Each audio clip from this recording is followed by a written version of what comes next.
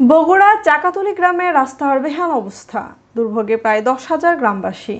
আমাদের staff reporter Mohammad মেহেদী হাসান রাজীব রাজশাহী থেকে জানান, বগুড়ার গাবতলী উপজেলা নাড়ুয়ামালা ইউনিয়নের চকাতলী গ্রামের বোয়ালমারী 4 কিলোমিটার কাঁচা রাস্তা। বগুড়া শহরমুখী হামিদপুর, চাকলা, দরপাড়া, হাপানিয়া, গাবতলী ও নাড়ুয়ামালা 6টি গ্রামের লোকজন এ পথে চলাচল করে।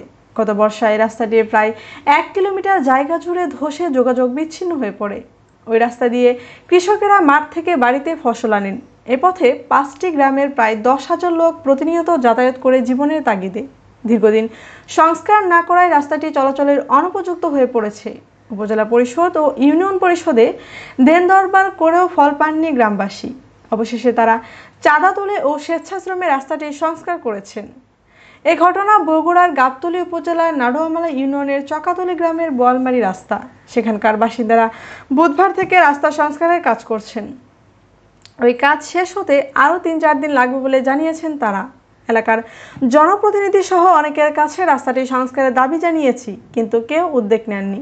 তাই চকাতলী 8 নং ওয়ার্ড আওয়ামী লীগের সভাপতির উদ্যোগে ও নিজস্ব অর্থায়নে গ্রামের বাসিন্দাদের নিয়ে রাস্তা সংস্কারের উদ্যোগী ব্যক্তিদের মধ্যে রয়েছেন মোহাম্মদ রফিকুল ইসলাম।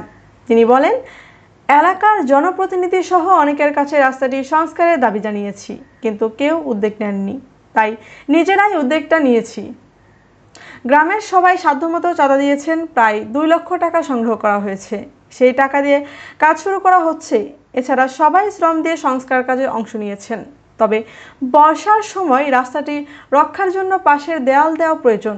এ বিষয়ে ইউনিয়ন পরিষদের চেয়ারম্যান গফুর বলেন, হ্যাঁ, ইতিমধ্যে ওই রাস্তার সংস্কারের জন্য 1,20,000 টাকা বরাদ্দ এসেছে, তা অচিরেই বাস্তবায়ন করা হবে।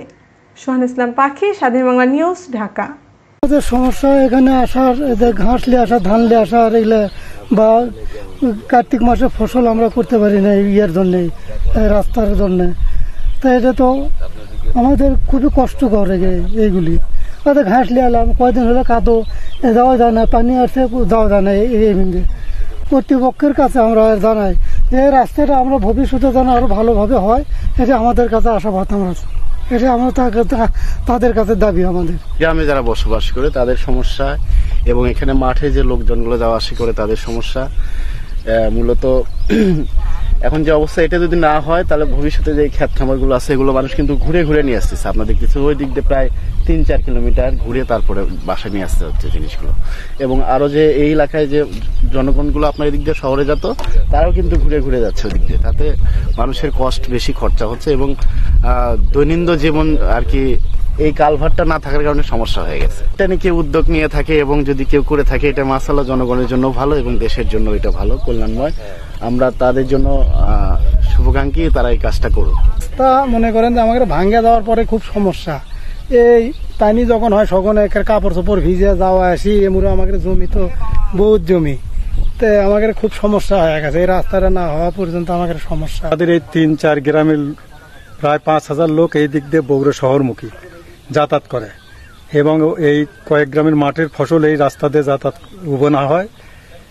কিন্তু গত বর্ষায় এই রাস্তাটা ভেঙে যাওয়ার পর বিভিন্ন জায়গায় ধর্না ধরেও তার কোনো প্রতিকার পায়নি।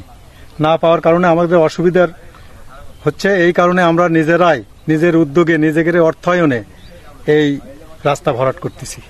এই রাস্তাটা আরো যাতে ভালোভাবে সংস্কার করে ঊর্ধ্বতন কর্তৃপক্ষ, এতে আমাদের কয়েক গ্রামের লোকের দাবি।